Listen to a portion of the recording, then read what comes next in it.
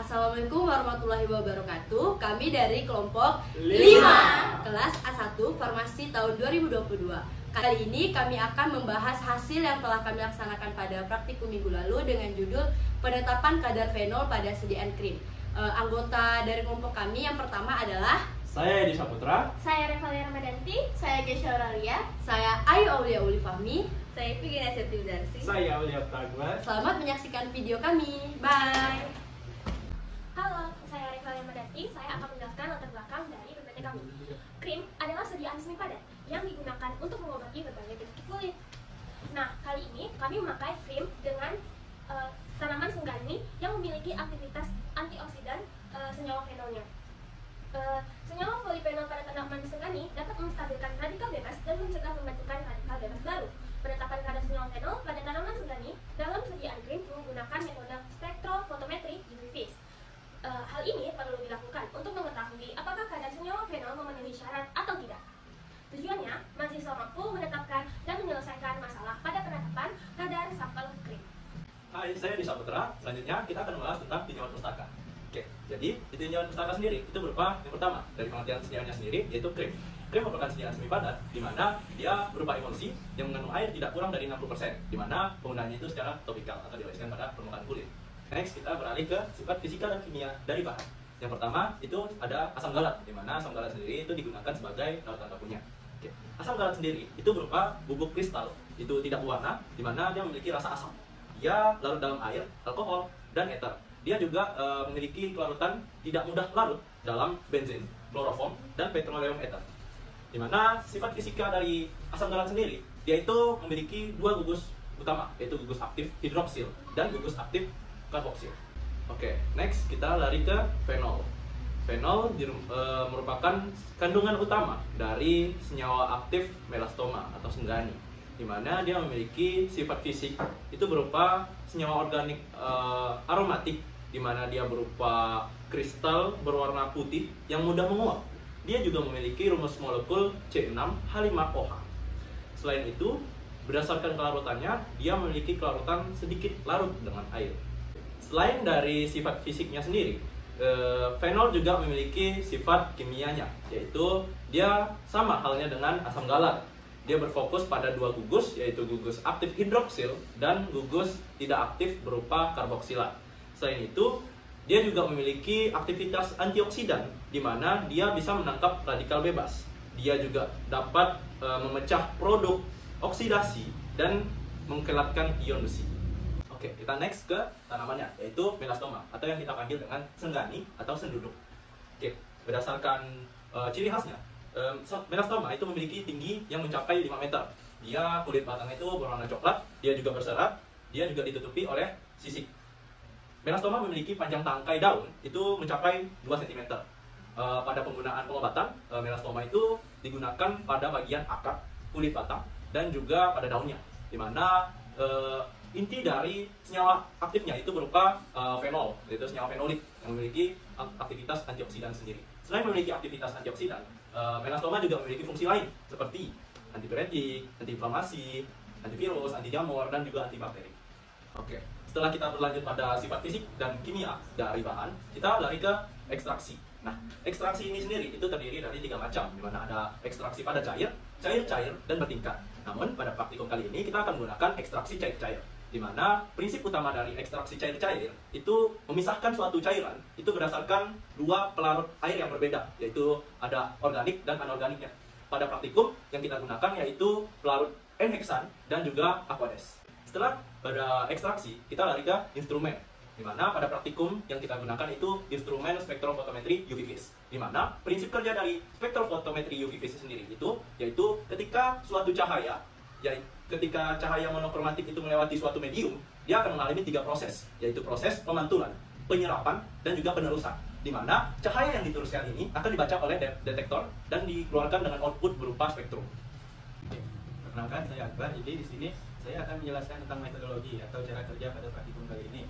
Jadi pada cara kerja yang pertama ada metode ekstraksi, yang mana caranya yang pertama dengan mengambil 4 4 gram sampel lalu dilarutkan dalam 50 ml air. Kemudian dilakukan ekstraksi cair-cair di mana ditambahkan 5 ml N-heksan dan dilakukan sebanyak 2 kali. Kemudian disentrifuge selama 10 menit dengan kecepatan 2000 rpm. Nah, metode ini ekstraksi dilakukan dengan replikasi sebanyak 2 kali. Kemudian ada uji kualitatif untuk mengetahui kadar fenol dan flavonoid, yaitu dengan mengambil 1 ml larutan sampel dan ditambahkan beberapa tetes FPCL 1%. Hasil positif akan memberikan warna biru ungu kehitaman yang pekat. Langkah berikutnya, pembuatan kurva baku. Ditimbang 25 mg asam galat, dilarutkan dalam labu ukur 25 ml, di add Aquades sampai tanda batas. Kemudian diencerkan menjadi beberapa konsentrasi menjadi 15 ppm, 25, 35, 45, 55, dan 65 ppm dalam labu ukur 5 ml yang di add Aquades. Kemudian dari masing-masing larutan diambil 0,5 ml, kemudian ditambahkan 0,5 ml pereaksi folit, ditambah 1 ml natrium karbonat dan 3 ml Aquades. Kemudian diinkubasi dalam air selama 15 menit dengan suhu 55 derajat Celcius. Kemudian diukur panjang gelombang. Langkah berikutnya, penetapan kadar. Diambil 1 ml larutan sampel, kemudian ditambahkan 0,5 ml pereaksi folit, ditambah 1 ml natrium karbonat dan 1,5 ml Aquades.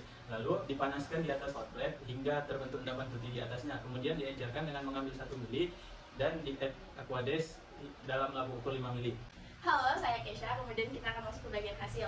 Nah, di bagian hasil ini kami kan melakukan sampel kami kan ada 2 kali replikasi. Nah, pada uji kualitatif, pada sampel pertama saat ditambahkan beberapa tetes FCL, terjadi perubahan warna menjadi kuning keemasan yang menandakan bahwa kadar fenol dalam sampel ini tidak ada. Jadi kami menuliskan bahwa hasilnya berupa negatif.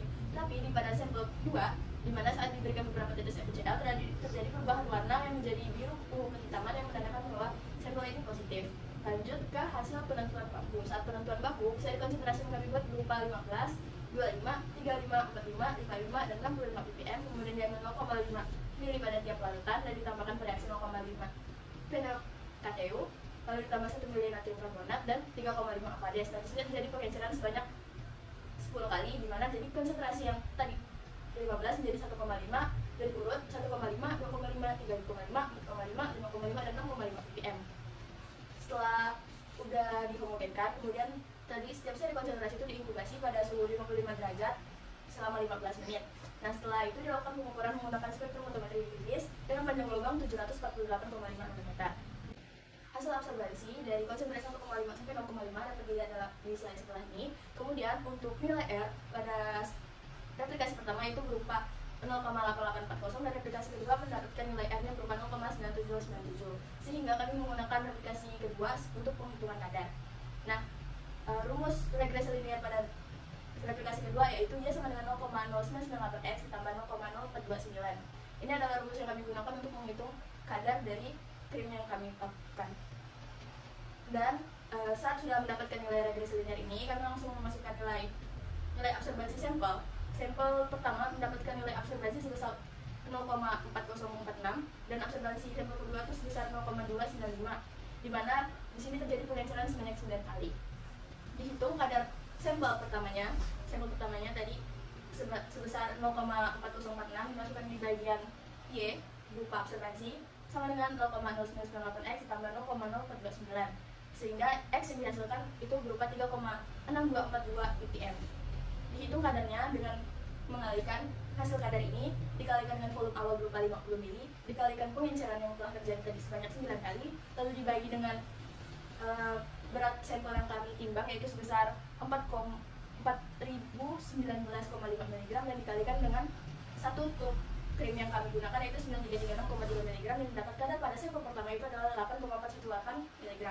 Dilakukan juga perhitungan yang sama dengan pada sampel kedua, sehingga hasil kadar yang sampel kedua ini mendapatkan sebesar 13,258 mg. Oke, sekarang kita akan lanjut ke pembahasan.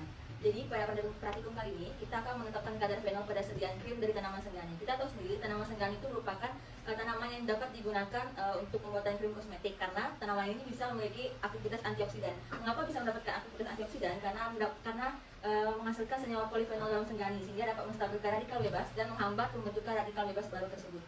Lalu praktikum kali ini juga digunakan metode spektrofotometri Filis, di mana merupakan instrumen yang mengukur transmisi dan penyerapan sampel sebagai fungsi panjang gelombang dengan menerapkan hukum Lambert-Beer. Jadi langkah praktikum kita kali ini yaitu membuat kurva baku asam galat 25 mg dilarutkan dalam 25 ml air. Lalu dibuat seri konsentrasi sebanyak 6, di mana seri konsentrasi itu untuk memperoleh hasil yang linear dari kurva baku tersebut. Kita tahu sendiri bahwa semakin tinggi konsentrasi, maka akan semakin tinggi juga hasil absorbansinya. Lalu absorbansinya sebelum itu kurva bakunya kita scanning panjang gelombang. Kita lakukan scanning panjang gelombang untuk menghasilkan di mana senyawa dapat memberikan serapan yang terbaik. Didapatkan panjang gelombangnya 748,5 nanometer dengan absorbansinya 0,6295. Lalu diukur asam balat tersebut, yang dimana asam balatnya mendapatkan replikasi 2 kali. Replikasi 2 kali itu bertujuan untuk memvalidasi metode dan membandingkan hasil apakah terdapat perbedaan dari sampel 1 sama sampel yang kedua. Setelah diukur, mendapatkan absorbansi sampel pertama yaitu R-nya 0,88440 dan replikasi keduanya 0,9797. Jadi dari kedua replikasi tersebut, yang lebih baik ada replikasi kedua. Jadi diambil dari replikasi kedua. Lalu, pengujian kandungan senyawa fenol total merupakan dasar dilakukan pengujian aktivitas antioksidan. Dilakukannya dengan mereaksikan reagen Folin-Ciocalteu, di mana reagen tersebut dapat bereaksi dengan folin membentuk larutan yang dapat diukur absorbansinya. Lalu penambahan Na2SO3 sendiri ini untuk membentuk suasana basah agar terjadi reduksi Folin-Ciocalteu oleh gugus hidroksil dalam fenolik tersebut. Lalu satu tube kita dapatkan 9,3 gram dan sampel tersebut dibagi menjadi 4 bagian dengan pengambilan sampel representatif. Lalu setelah itu dilakukan 2 kali replikasi, kemudian diekstraksi dengan N-heksan. Mengapa menggunakan N-heksan? Karena N-heksan di sini dapat menarik lapisan lemak yang non-polar sehingga senyawa fenol dengan yang lainnya bersifat polar tersebut akan terpisah dengan menggunakan N-heksan. Lalu langkah berikutnya, sampel tersebut disentrifuge. Sentrifuge ini dapat kita ketahui bahwa dapat memisahkan sampel yang massa jenisnya berbeda, dengan artian mengurangi kadar lemak yang ada dengan berkumpul pada permukaan sampel. Lalu setelah itu disaring. Kemudian kita tahu dapat memisahkan lemak yang diambil 5 ml air di-add dengan Aquades hingga 10 ml dalam lagu ukur. Sebelum diukur, kita akan mereaksikannya dengan 0,5 reaksi folin tadi dan 1 ml Na2CO3. Lalu, kemudian setelah kita mereaksikan dengan folin dan Na2CO3 tadi, kita akan mengukur absorbansi dari sampel replikasi yang ada 2 tadi. Dan didapatkan untuk absorbansi yang sampel pertama itu 0,4046 dan pada sampel kedua 0,6295, di mana kedua replikasi tersebut memenuhi rentang absorbansi 0,2 sampai 0,8. Lalu dengan absorbansinya kita gunakan untuk menghitung kadar, yang dimana pada sampel 1 kita dapatkan persentase kadarnya 90,16% dan yang sampel kedua 142%. Dari kedua replikasi ini dapat kita ketahui bahwa sampel yang pertama memenuhi syarat dan sampel yang kedua tidak.